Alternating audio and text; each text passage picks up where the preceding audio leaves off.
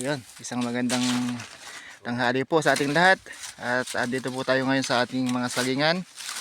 Ayan po, makikita nyo yung mga, ayan, yung kasalukuyang namumurma po yan, malapit ng pamunga.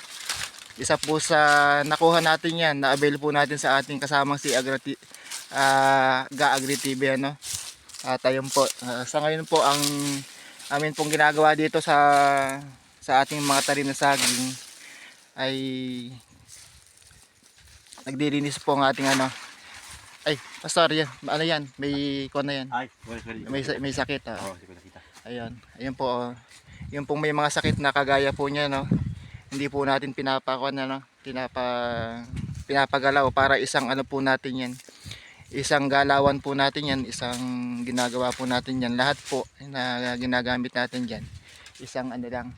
Pastor, pakisawsaw mo sa ano. Oo, sige. Sa may dinidisinfect po natin yon, yung mga ganyan na saging.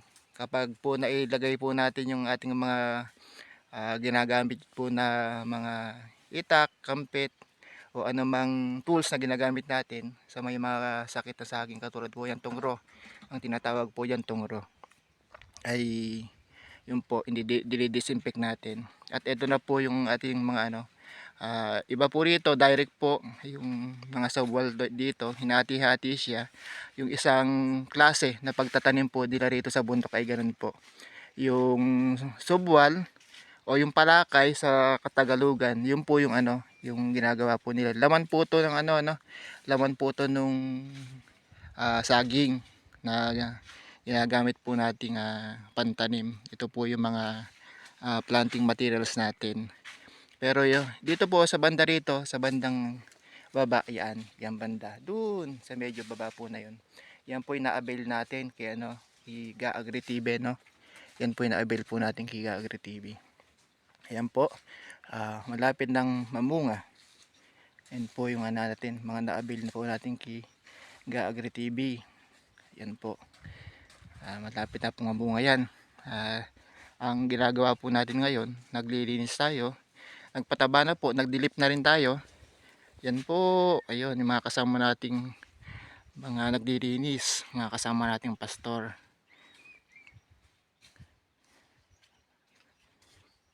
Ayan po sila, ayan. Tapos, ayun pa, yung isa po nating kasamang pastor.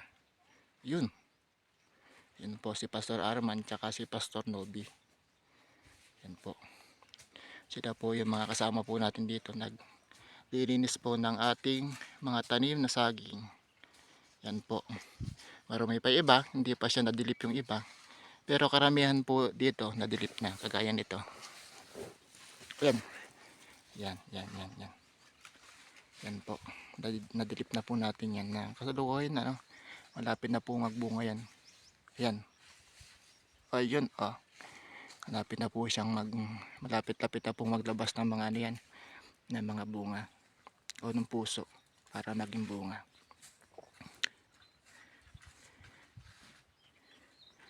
Ayan po, nakalimutan natin magdala ng ano, no? Magdala ng abono.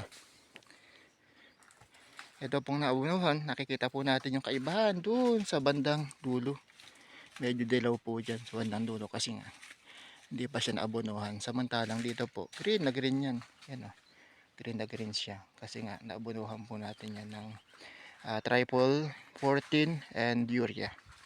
Yan po yung ating pong ginagawa sa ngayon. Ano po, patag-araw na, kaya ayan po, nakikita nyo yung mga parting puno lang yung mga tinanggal natin ng damo, no. Yan, mga parting puno lang po. Pero yung karamihan sa gitna, yan, meron pa po siyang mga damo. Kasi nga po ang ginagawa po natin dyan ay para hindi siya matuyo ng gano. Kasi patag-araw na, hinahanda po natin yung puno ng saging natin. Lalo na't malapit na itong magbunga. Kasi po tag-araw na ay para hindi matuyot agad yung ano natin, yung lupa, ano po. Yan po, tatapusin lang po namin ang aming programa sa araw pong ito. Kaunti pa po kami mga nililinisan na saging. Ayan po, banda roon sa bandang dulo yan. Di pa po kami nakapag-delete dyan. Pero po yung bandang baba, yan, mga naninilaw po na yun. Hindi pa namin nilagyan na abon. Sige po mga family agree. Hanggang dito na lang po ang ating vlog po, ating video. At nawa loobin ng Lord na makapamunga sila ng maayos ngayon tag-araw. Yung kalaban po natin ngayon init, ngayon pa lamang hindi pa siya tag-araw na tag-araw. Ramdam na ramdam po natin na mainit na po talaga. Siguro po mga ka-family agree. Maraming salamat po sa inyong pagsubaybay.